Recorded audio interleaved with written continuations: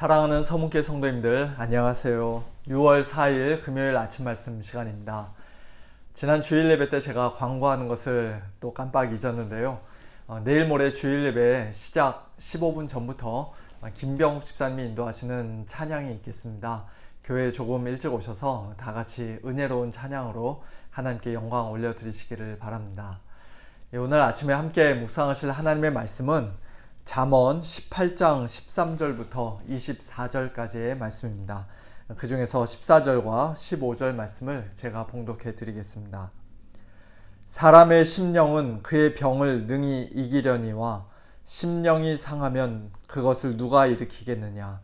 명철한 자의 마음은 지식을 얻고 지혜로운 자의 귀는 지식을 구하느니라. 아멘. 어느 초등학교의 시험 문제에 이런 질문이 있었다고 합니다. 곤충을 세 부분으로 나누면 어떻게 되나요? 답을 쓰는 난에는 괄호가 3개 쳐 있어서 정답으로 뭐를 쓰게 되어 있었습니다. 정답이 무엇입니까? 초등학교, 아니 옛날에는 국민학교 졸업한 지가 하도 오래돼서 다들 기억을 못 하실 수도 있겠습니다만 정답은 머리, 가슴, 배입니다. 그런데 어떤 아이가 그 괄호 안에다가 이런 답을 썼습니다. 죽는다. 어떻게 그런 답을 생각해냈는지 제가 보기엔 천재인 것 같아요. 아쉽게도 틀린 것으로 채점이 되었겠습니다만 곤충을 세 부분으로 나누면 죽는다 라는 사실은 누가 뭐래도 진리입니다. 그만큼 곤충의 머리와 가슴과 배는 서로 긴밀하게 연결되어 있는 것이죠. 우리 사람도 어떤 면에서는 그와 같은 존재라고 할 수 있습니다. 성경에서는 사람을 일반적으로 영혼과 육체 그렇게 두 부분으로 나눕니다. 어떤 분들은 영, 혼, 육 그렇게 세 부분으로 나뉜다고 주장하기도 합니다만 그보다는 영혼과 육체로 나누는 게 더 성경적인 것 같습니다. 그런데 그 영혼과 육체는 서로 얼마나 긴밀하게 연결되어 있는지 그것을 억지로 둘로 나누면 죽습니다. 완전히 따로따로 독립해서 존재하는 것이 아니라는 것이죠. 또한 살아있는 동안에도 서로에게 굉장히 큰 영향을 미칩니다. 오늘 본문 14절에서는 그와 같은 영혼과 육체의 깊은 상관관계를 이런 식으로 말씀합니다. 사람의 심령은 그의 병을 능히 이기려니와 심령이 상하면 그것을 누가 일으키겠느냐. 여기서 심령이라는 말은 히브리어로 루아흐라는 단어인데요. 바람이라는 뜻도 있고 또 성령을 가리킬 때도 이 단어를 사용합니다. 그런데 오늘 본문에서는 특별히 우리 사람의 영혼을 가리키는 표현입니다. 어떤 성경에서는 정신이라고 번역을 했는데요. 그렇게 번역할 수도 있습니다. 좀 더 넓게는 마음이라고 할 수도 있겠죠. 조금만 더 복잡한 말씀을 드리면 루아흐라는 이 단어는 원래 여성 명사입니다. 우리말 문법에는 없는 여성 명사, 남성 명사 그런 것들이 히브리어에는 있는데요. 예를 들면 잠언에 굉장히 많이 나오는 지혜라는 단어가 여성 명사이기 때문에 지혜가 특별히 여인의 모습으로 잠언에 많이 등장하는 것을 우리가 보게 됩니다. 그런 것처럼 루아흐라는 이 단어도 여성 명사인데 여성 명사 뒤에는 그것과 연결되는 동사나 형용사가 원칙적으로는 반드시 여성형으로 쓰여져야 합니다. 그런데 14절에서는 사람의 심령은 그의 병을 능히 이기려니와 라고 할 때 이기다 라는 동사가 여성형이 아니라 남성형으로 쓰였습니다. 그에 반해 심령이 상하면 이라고 할 때 그 상하다 라는 형용사는 여성형으로 쓰였습니다. 무슨 뜻입니까? 사람의 심령, 특별히 강한 심령, 건강한 영혼은 마치 힘센 남자와 같이 자기 몸의 병까지도 능히 이길 수 있지만 우리의 심령이 연약한 여인처럼 약해지고 상하게 되면 그 상한 심령을 다시 일으켜 세우는 것이 결코 쉽지 않다는 사실을 동사의 남성형과 여성형을 통해서 지금 간접적으로 말씀하고 있는 것입니다.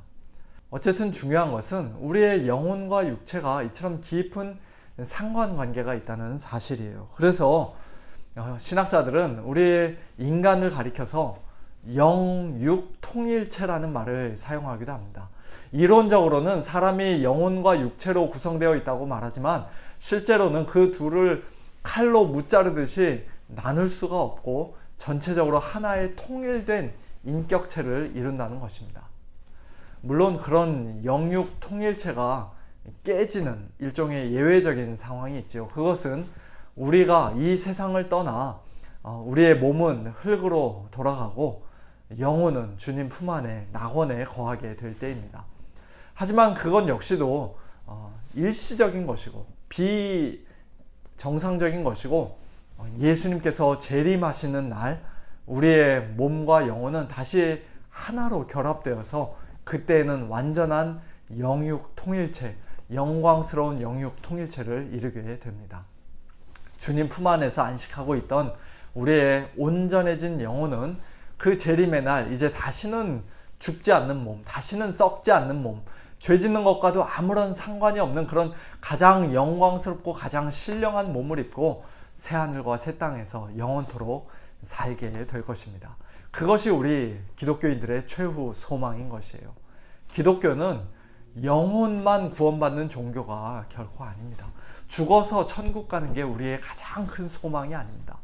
사도신경 마지막에 우리가 늘 고백하는 것처럼 우리는 몸이 다시 사는 것과 영원히 사는 것을 분명히 믿습니다.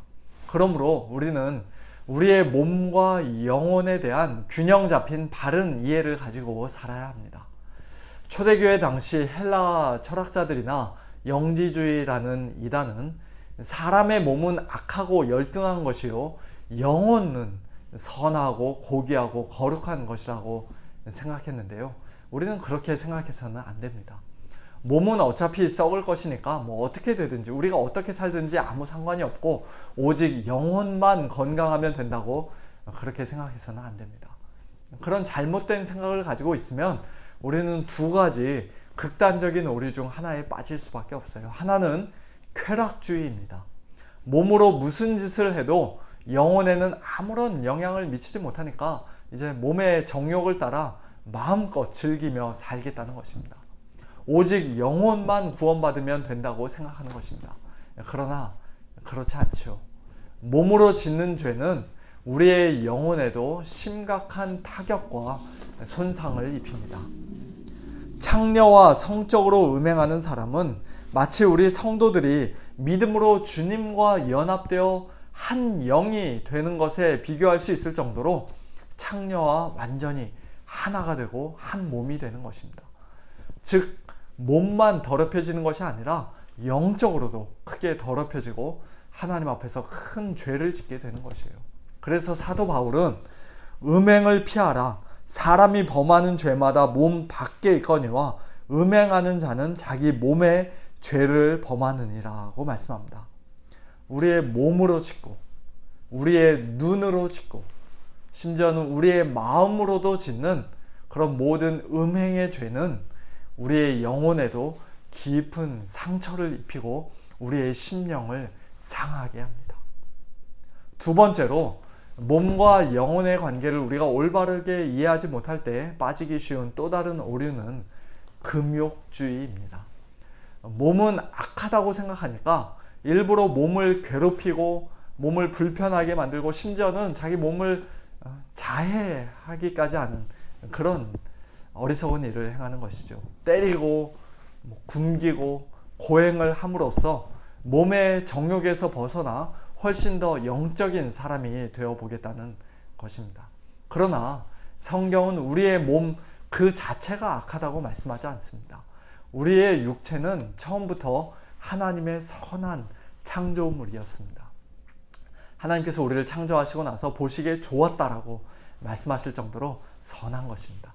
비록 아담의 죄로 인해 우리의 몸이 이제는 연약해졌고 부패하게 되었고 죽을 수밖에 없는 그러한 존재가 되었지만 그러나 구원받은 성도들은 이제 우리의 몸이 음란을 위하여 있는 것이 아니라 오직 주를 위하여 있다고 고백하는 자들입니다.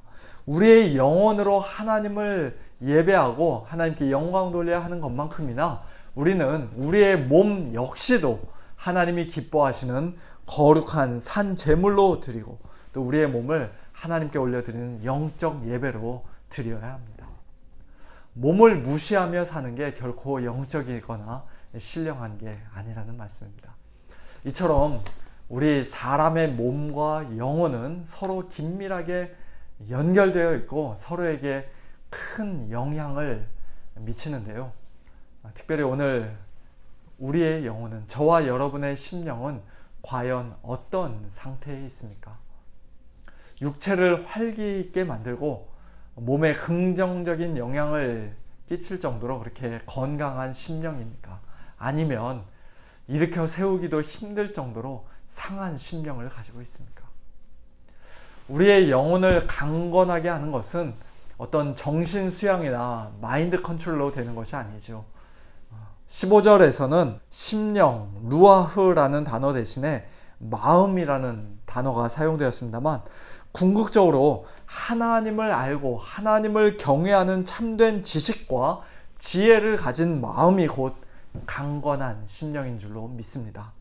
하나님의 은혜 안에서 우리의 속사람이 강건해지고 성령으로 늘 충만하면 비록 우리 육체의 모든 병이 다 낫는 것은 아닐지라도 오히려 우리의 육신은 시간이 지날수록 점점 더 연약해지고 또 우리의 겉사람은 쇠하여질지라도 하나님께서 주시는 기쁨과 평강이 우리의 심령에 가득 넘치고 우리의 얼굴과 표정에도 환하게 빛나게 될 줄로 믿습니다. 그리고 우리의 상한 심령, 우리의 상처받은 영혼을 우리 자신이나 다른 사람들은 일으켜 세워줄 수 없을지라도 우리 하나님께서는 얼마든지 세워주실 수 있음도 우리는 믿어야 합니다. 상한 심령으로 인해 몸과 마음이 완전히 깔아앉고 기도할 힘조차 없을 때 우리는 시편 51편 다윗의 기도를 기억해야 합니다. 하나님께서 구하시는 제사는 상한 심령이라. 하나님이여 상하고 통회하는 마음을 주께서 멸시하지 아니하시리이다. 그리고 우리의 그 상한 심령을 다시 회복시켜 주시기를 우리는 하나님께 간구해야 합니다. 하나님이여 내 속에 정한 마음을 창조하시고 내 안에 정직한 영을 흔들리지 않는 견고한 루아흐를 새롭게 하소서. 나를 주 앞에서 쫓아내지 마시고 주의 성령을, 주의 거룩한 루아흐를 내게서 거두지 마소서. 주의 구원의 즐거움을 내게 회복시켜 주시고 자원하는 심령, 자원하는 루아흐를 주사 나를 붙드소서. 이 기도가 오늘 저와 여러분의 기도가 되어야 할 것입니다. 함께 기도하겠습니다. 하나님 아버지 감사합니다. 하나님께서 저희들의 상한 심령을 오히려 기뻐하시는 제사로 받으시고 저희들의 상하고 통회하는 마음을 멸시하지 않으시는 참 좋으신 하나님이신 것을 인하여 감사합니다. 하나님 아버지, 혹시라도 사랑하는 우리 성도님들 가운데 지금 이 상한 심령으로 인하여서 육신적으로도 연약해지고 또 마음으로 낙심하고 여러 가지 고통 가운데 있는 성도님들 계시다면 하나님 아버지 은혜를 베풀어 주셔서 우리 성도님들 주의 성령으로 말미암아 저들의 심령이 다시 정직한 영으로 견고한 심령으로 세워지게 하여 주옵시고 아버지 하나님 구원의 기쁨과 자원하는 영이 다시 회복되어질 수 있도록 은혜를 베풀어 주시옵소서. 아버지 하나님 저희들의 영혼이 늘 성령님으로 말미암아 강건하기를 원합니다. 저희들의 속사람이 날마다 새로워지기를 소원합니다. 그래서 저희들의 마음 가운데 주님 주신 기쁨과 평강이 늘 넘쳐나게 하시고 그 기쁨과 평강이 저희들의 얼굴에도 밝게 빛나게 하여 주시고 또 저희들의 육신에도 선한 영향력을 끼칠 수 있도록 하나님 은혜를 베풀어 주시옵소서. 아버지 하나님 그러나 저희들의 몸이 이 땅에서 늘 건강할 수만은 없는 것을 저희들이 너무나도 잘 압니다. 저희들의 이 땅에서의 건강이 저희들의 궁극적인 소원과 소망이 아닌 줄로 아오니 우리 주님 이 땅에 다시 오시는 날, 재림하시는 날 저희들에게 주실 그 영광스러운 부활의 몸을 저희들 더욱더 큰 소망을 가지고 기다리며 바라보는 믿음의 사람들 다 될 수 있도록 하나님 은혜를 베풀어 주시옵소서. 감사드립니다. 모든 영광 주님께 올려드리며 살아계신 예수님의 이름으로 기도하옵나이다. 아멘. 성도님들, 오늘도 주님 주신 기쁨과 평강 가운데 승리하시길 바라고요. 내일 모레 주일 예배 가운데도 또 하나님의 은혜를 기대하면서 위에서 기도해 주시기를 바랍니다. 안녕히 계세요.